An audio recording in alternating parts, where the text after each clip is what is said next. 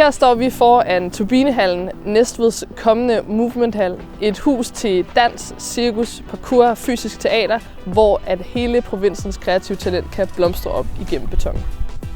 Noget af det, der bliver sindssygt fedt, det er, at den her bygning den bliver ret unik for vores region. Der er ligesom ikke andre faciliteter som dem her. Og noget af det helt særlige, det bliver for eksempel sådan noget som vertikaldanser. Det kommer man både til at kunne lave indenfor, men man kommer også til at lave det udenfor. Sådan så her på facaden af bygningen, der vil ligesom kunne komme folk firende ned ad væggene og danse på væggene, hængende i klatreseler og reb.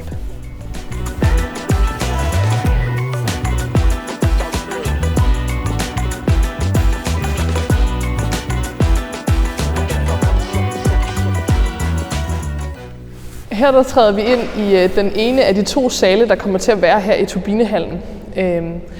Og lige nu er det jo mega råt, men det kommer til at blive en virkelig lækker dansesal.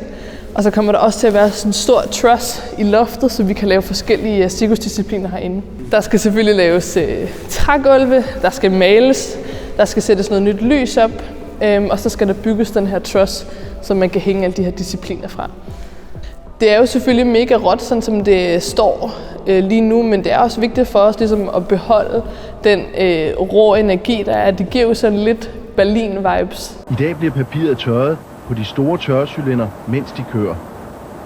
Og det giver en god varme med høj luftfugtighed omkring maskinerne. Så selvom at det bliver istandsat, så vil vi rigtig gerne stadig bevare den industrielle charme og det her rå look. Hele bygningen er jo den gamle kraftcentral på papirfabrikken her på Maglemølle, dengang det var det. Siden er det jo blevet en udlejningsvirksomhed, og lige nøjagtigt de lokaler, vi står i her, det var turbinehaller. Altså det var her, alle turbinerne stod til papirfabrikken. Og det er selvfølgelig derfor, vi beholder navnet.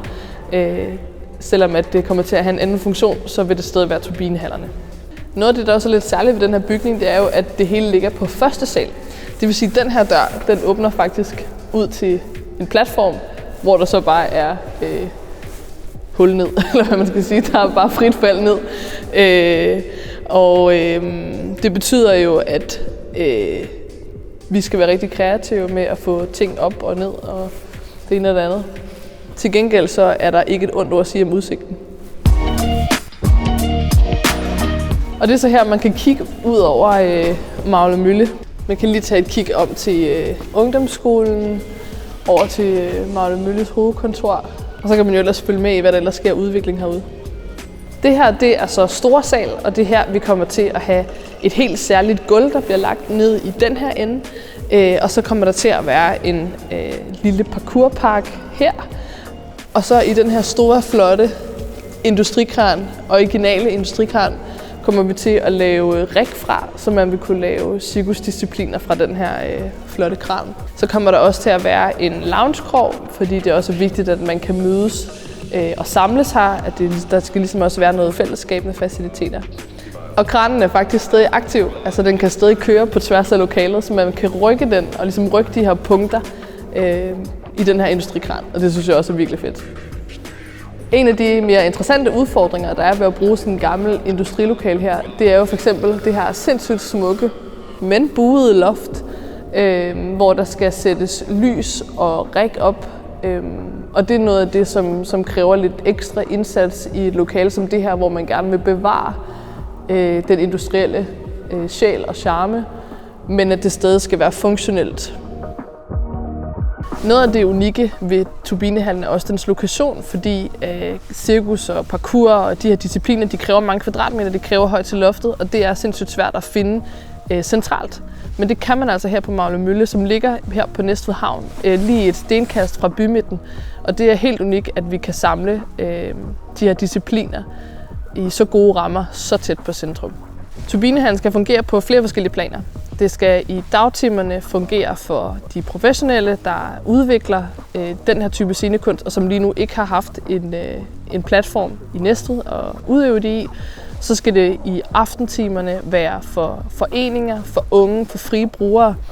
I Næstved har vi en stor tradition for selvorganisering, og derfor så skal Turbinehallen også kunne rumme dem, der ikke er en del af det etablerede foreningsliv, men som bare gerne vil træne, fordi det er noget, de gerne vil, og de vil gerne kunne gøre det, når de har tid og lyst. Dem vil vi meget gerne imødekomme, og derfor har vi også et forløb, hvor man kan blive uddannet som nøglebager til Turbinehallen. Så kommer vi også til at lave en masse arrangementer, som er åbne for et bredt publikum, altså så man ikke selv behøver nødvendigvis at vende på hovedet eller kaste sig rundt i ting for at opleve Turbinehallen. Der kommer til at være festivaler, fællesspisning, andre kulturarrangementer, hvor man kan komme som publikum.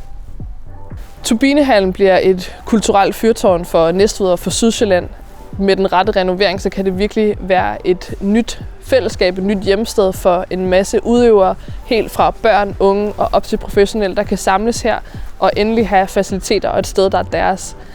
Og som samtidig er åbent for offentligheden, så vi kan invitere folk ind og opleve den her verden. Opleve ting, der giver noget at samles om, tale om, måske også med nogle af dem, man ikke kender i forvejen. For kulturen er virkelig noget, der forbinder os, og det kræver altså, at man har et sted at mødes om det. Det kan vi her.